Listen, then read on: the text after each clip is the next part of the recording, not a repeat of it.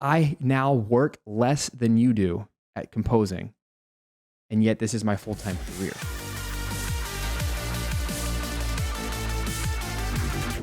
What's up, Kyle? How are you doing today? What you been up to? Doing very well, Stephen. Thanks for asking. One game that I've been working on, the composing some music for it. They just finished their Kickstarter. They're fully funded and then some. So that's great. That's awesome to see. If you told me a year ago if you're going to be writing music for a visual novel in the horror genre, I would have told you were crazy. I've never imagined it. Yeah, well, congrats. I know it's always an amazing feeling to be able to start a new project, and especially Mhm. the fact that it's funded. That gives you a lot of confidence that you can move forward. I've actually had a little bit of experience with visual novels as well, and it's a very different experience because unlike a traditional game, there is literally music at all times. It's background music that loops, and you have to think about it a little bit differently. And it's very melody focused. So I'd love to hear some of that sometimes. So please send that. Honestly, when I think about everything that you've put out, like the courses that you've made and everything like that, I think absolute favorite thing that I have, and unfortunately I can't show it here, but it is on my bookshelf over there, and I know it's right behind you. It's your Family First Composer book. It basically compacts everything that you've had in previous courses all in one central location. So instead of me going, oh well, I have to go to this course for this information, or maybe this course has this perhaps this business information that I would need that this stuff about just composing information wouldn't have necessarily.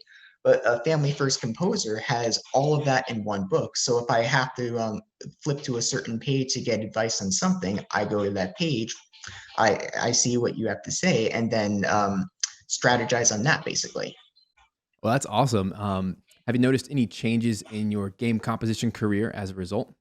Slowly but surely. And I actually did have some questions with regards to that, where yes, I have been seeing some changes, but I don't think it's changing at the speed that I would like. Okay, well, then let's dive into that. I think the one thing that's really holding me back right now, and I know you've mentioned this before, so you've said like you want to have like some other job first that can help you pay the bills, but it still allows you enough time to do what you need to do on the composing side. If you're working full time, what do you recommend is the best way to put yourself in a situation where you can still do that, but still make sure that your composing business moves forward in the way you want to?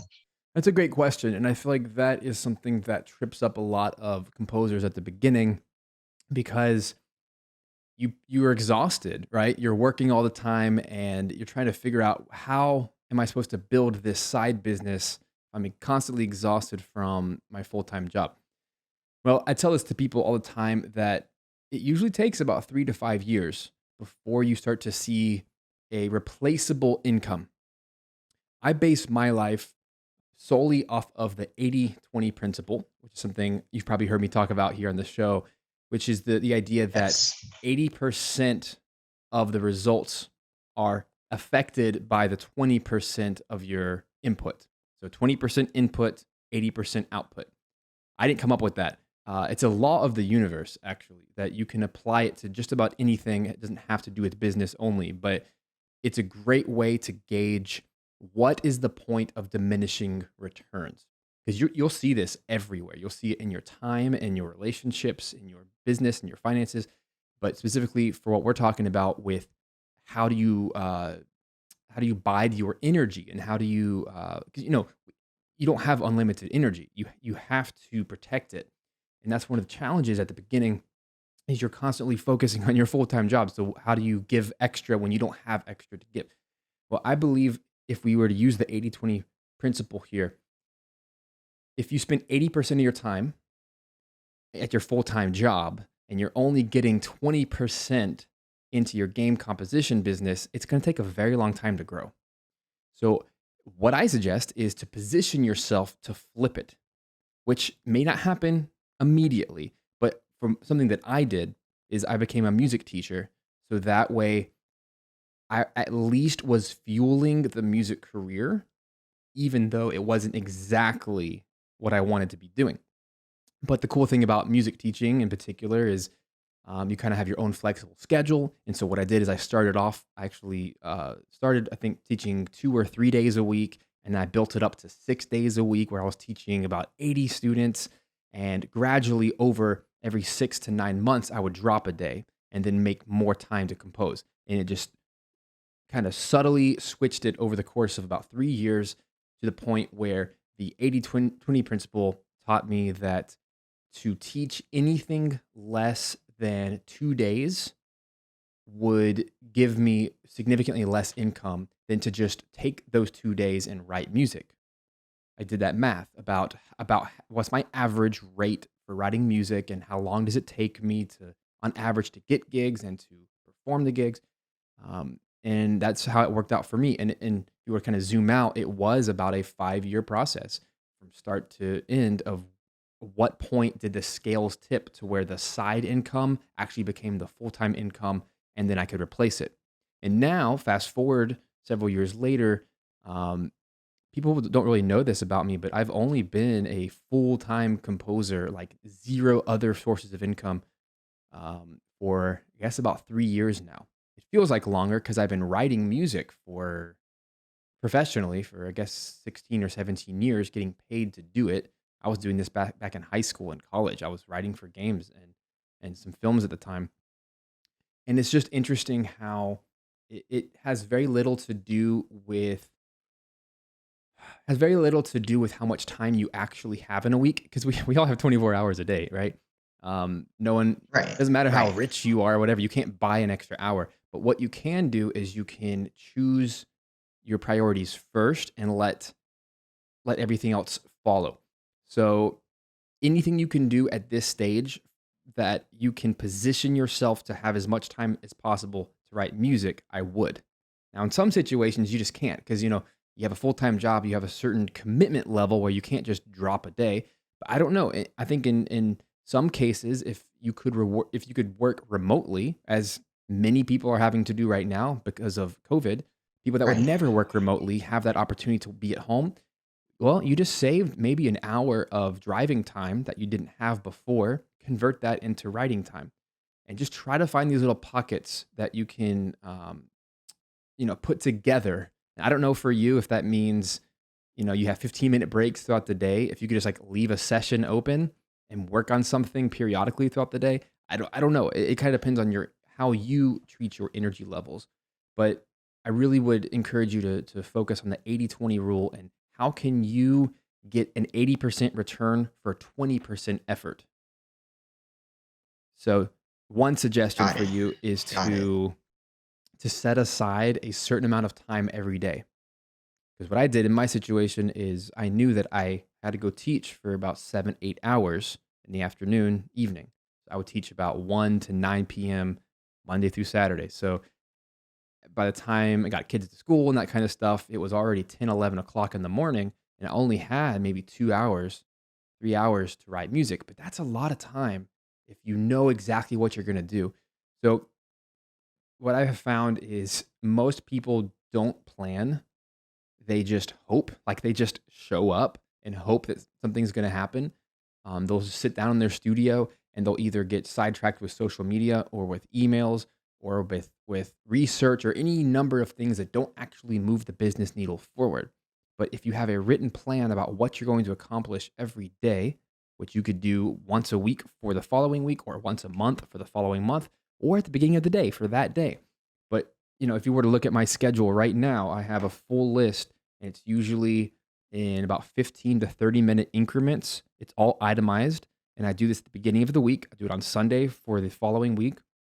I look at my calendar. It's actually a physical calendar right here. I have a physical calendar. And look at me and just look at all the nasty. It's just like X'd out and everything. I scribble all over it because I change my mind all the time. But I have a written one, and then I have a digital one that's connected to all my devices. And I even have a third one shared with my family. And what I do is at the beginning of the week, I look ahead for the whole week and I plan out my days to where I know that I have these pockets of time to work. And it could be 2 hours, 3 hours, 4 hours, whatever. But in that, I have itemized list of what I'm going to accomplish today. Because if you don't do that and you just try to live by the happenstance of how you feel that day, you'll never get anything done. So my Right. assumption, and we'll move on to your next question. My assumption is Right. that you might be showing up, but not knowing what to do, or what you're doing is not actually moving the Mhm. business needle forward towards your goals. Instead, you might be getting sidetracked into the B or the C goals, the D or the E goals, not the A goal. And that could be completely distracting you from the progress that you actually want to make. You hit the nail right on the head, I think. I think when it comes to when I think about what it is I want to do in terms of composing, when I actually sit down to do it, then a lot of the times I'm staring at the screen and I'm like, okay, well, oh shoot, do I do this or maybe I should be doing this other thing right now? But and I think there's a lot that goes into this business, and I think that with all of these different moving parts and everything, what usually happens in my case is when I think about all these moving parts, I get so overwhelmed, and then because of that, maybe I don't get as much done as I would like to. But I think the that 80/20 principle and the focus on making sure that you write down exactly what you're going to do that day and everything, that's really going to make sure that you show not only you show up, but you show up and do what you wrote down and said to yourself what you're going to do. Yeah. And I've found that the more you tell the truth to yourself instead of lying to yourself, which is our default mode as humans, I have found, if you create this um, cause and effect where you see something on paper that you wrote that you're going to do today and you actually do it, it creates this trust with yourself that you actually start to challenge yourself with more intense and more challenging goals. And I've definitely seen it for myself that maybe starting off, I was like, okay, I'm going to write 1 minute of music tomorrow. And that sounded like a big deal. And then once I finally did it and realized, wow, that didn't take 4 hours like I thought it would, that took like 30 minutes. What's going on?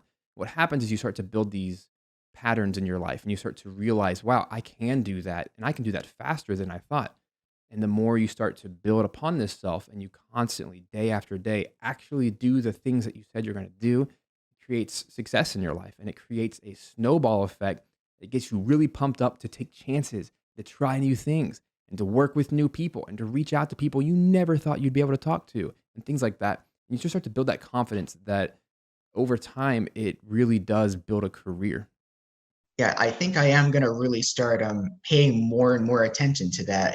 It's not that I didn't in the past, but I think I want to make that more of a priority. I know there's a lot of different areas that I could possibly explore when it comes to finding your niche, but I'm thinking about certain genres I might want to go towards versus say like RPGs versus platformers. Now, my question is like, let's say that you have to find out your niche, but there's a few areas of interest that you really like, but it's preferable probably to choose just one of them to really micro niche down so that you're getting those projects and not stuck with something you may not want. If you really have to narrow it down to just one, even though you have some multiple areas of interest, what is your experience of finding the micro niche that is best for you out of like a list of several that you could also choose from?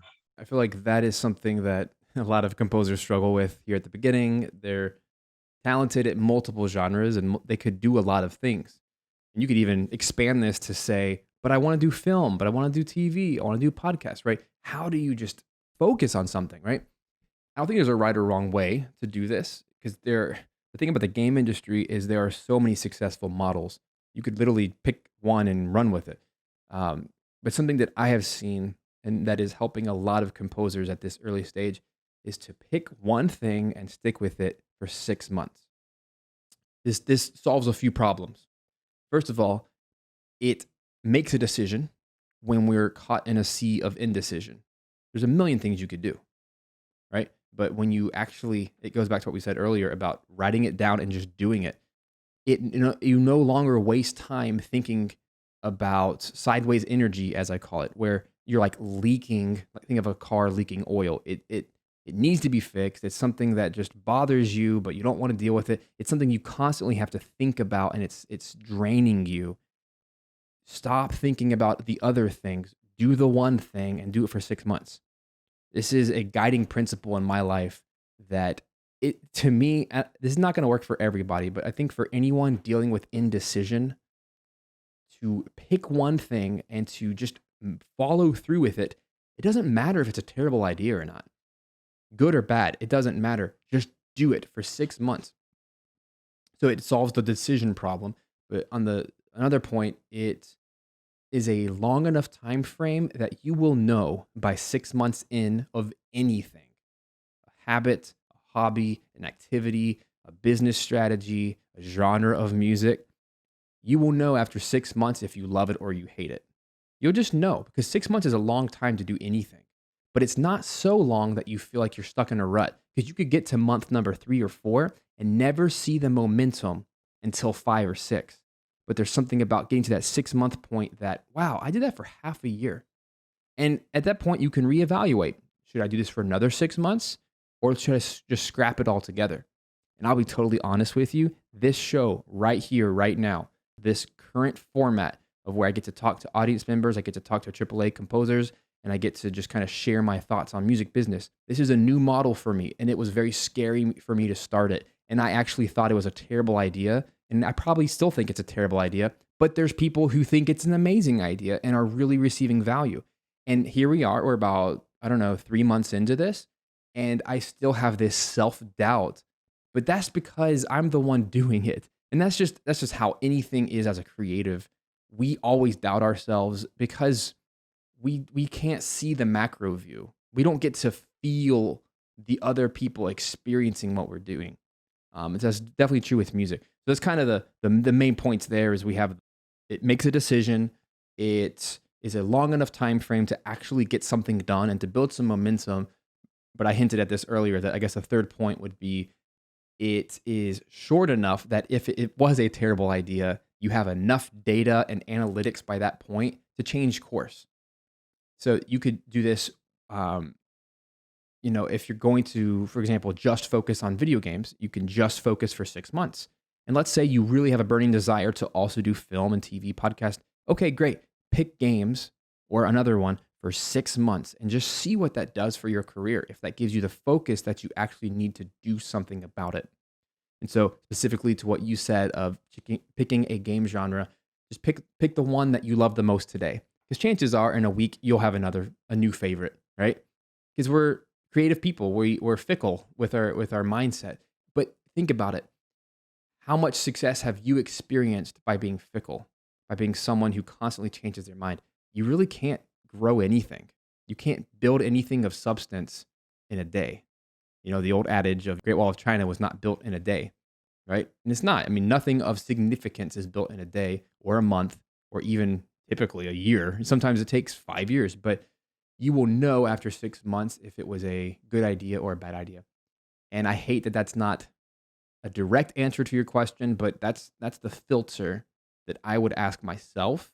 And that's the filter I had to ask myself, specifically on genres. I come from a background of orchestral music, of electronic music, of like EDM and chiptune and whatever. It's like I have a lot of experience at a lot of things, but it doesn't mean I'm really great at any of them. And that's what bothered me.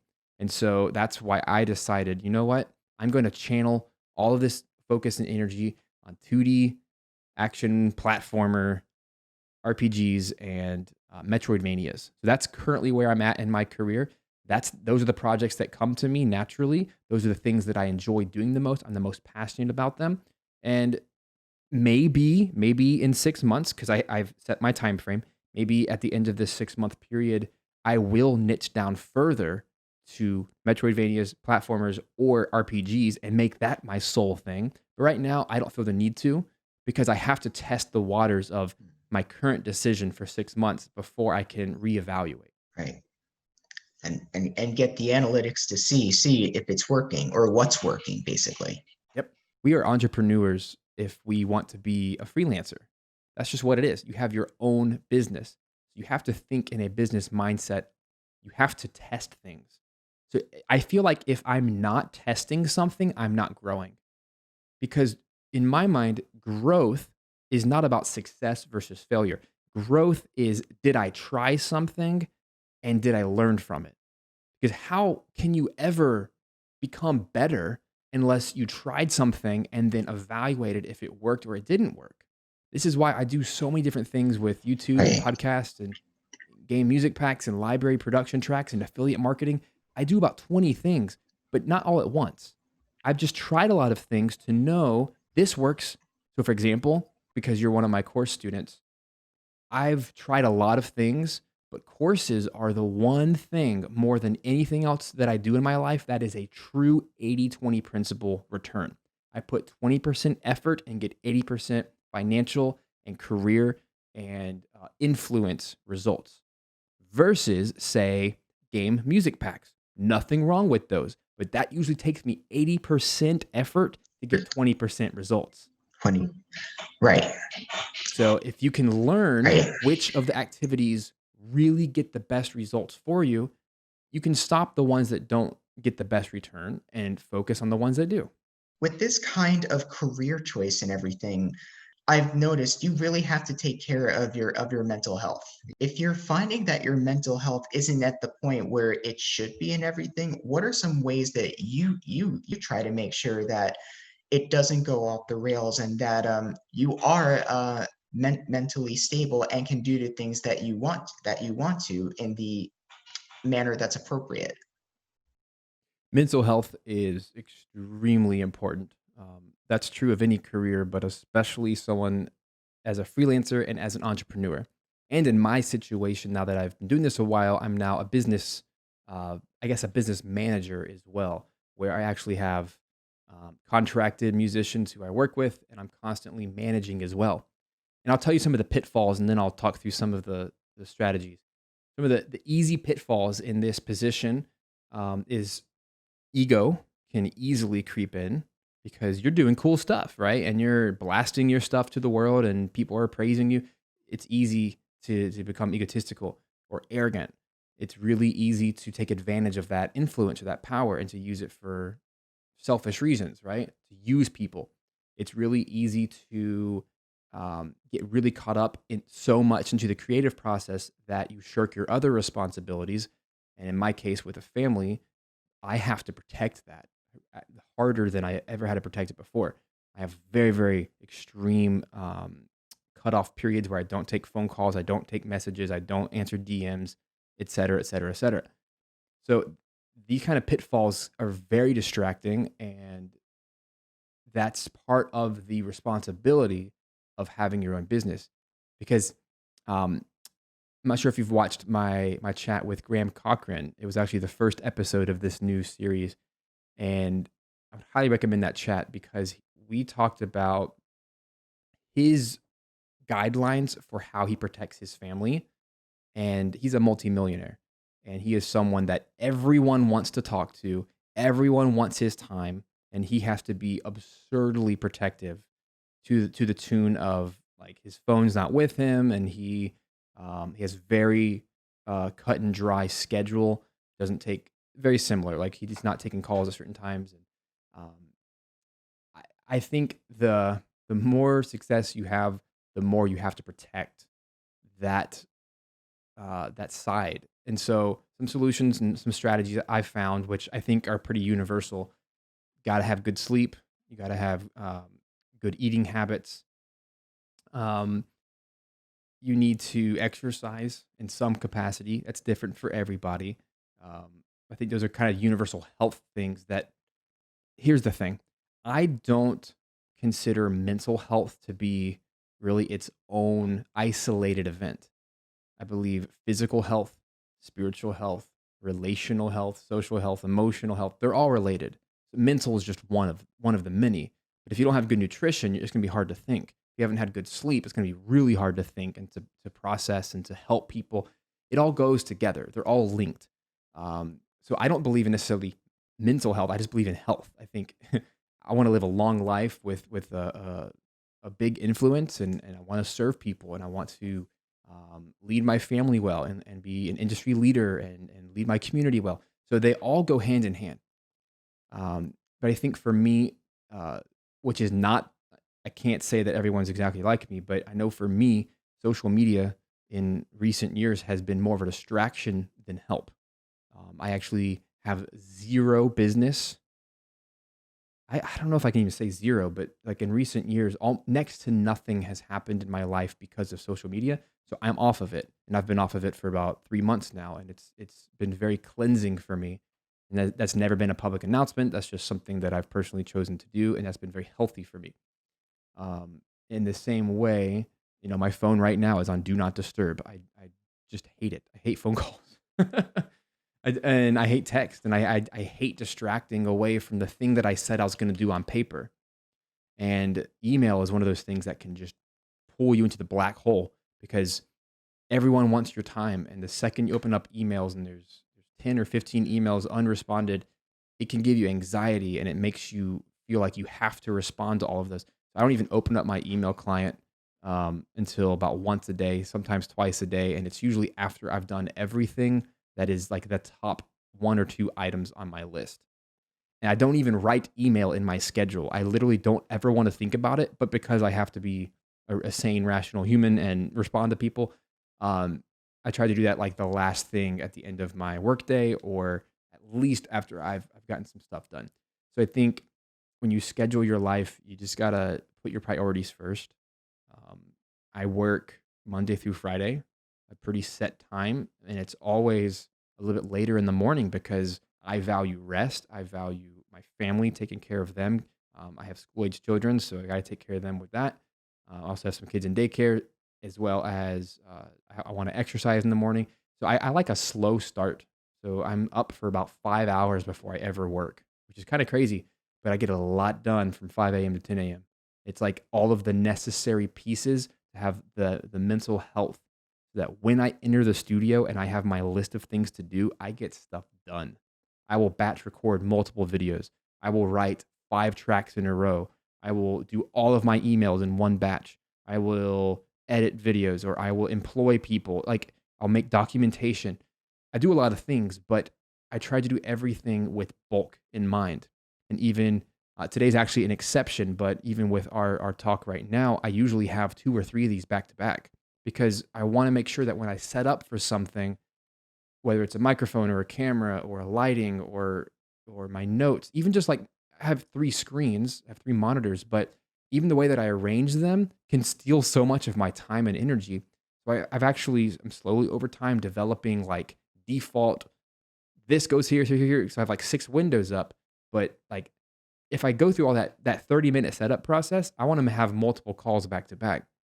So that was a lot of information, but I think health matters and it's a priority. Family's a priority, and then the business. But when I'm in the business, I don't want to be working for 6, 7, 8 hours a day. I don't want that life.